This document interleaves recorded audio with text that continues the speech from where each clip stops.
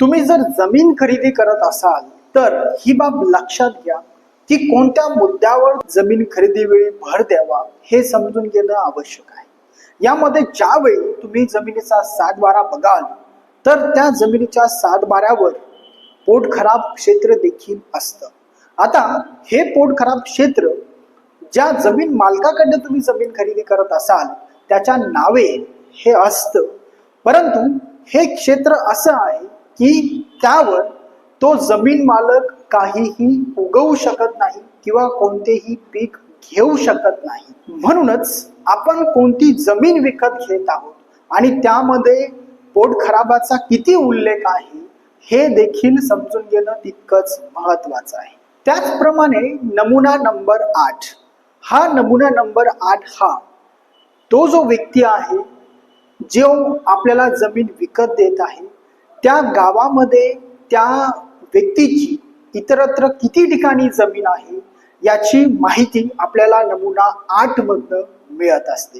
तसेच त्या जमिनीचा आकार काय आहे, त्या जमिनीच्या चतुर्सीमा काय आहेत, त्या जमिनीची चारी बाजूंनी लांबी रुंदी किती आहे हेही समजून घेणं तितकंच महत्वाचं आहे। आता अजून एक महत्वाचा मुद्दा म्हणजे जी जमीन तुम्ही विकत घेत आहात त्या जमिनीपर्यंत जाण्यासाठीचा रस्ता। कारण जर समजा तुम्ही अकृषिक जमीन खरेदी करत असाल तर येथे जमिनीपर्यंत जाण्यासाठीचा नकाशा हा तुम्हाला देण्यात येतो, परंतु ज्यावेळेस तुम्ही जमीन खरेदी करत असाल तर यासाठी मात्र ही बाब लक्षात घेणं गरजेचं आहे। कारण ज्या जमिनीवर आपण जाणार आहोत त्या जमिनीचा रस्ता कुणाच्या मालकीच्या जमिनीमधनं गेलेला आहे, तो रस्ता अडवणूक होऊ शकतो का किंवा त्याला कायदेशीर परवानगी घेतलेली आहे का।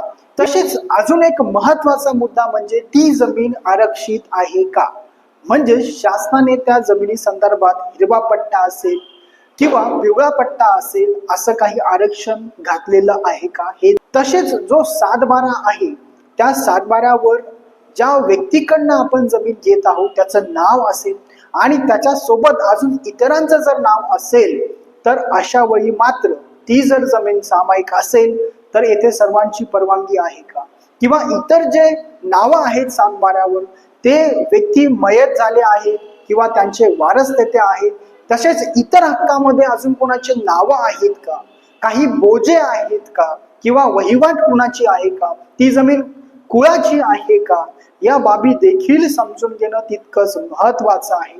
त्यासाठी तुम्हाला तज्ञ वकील साहेबांचा सल्ला घेणं आवश्यक असेल।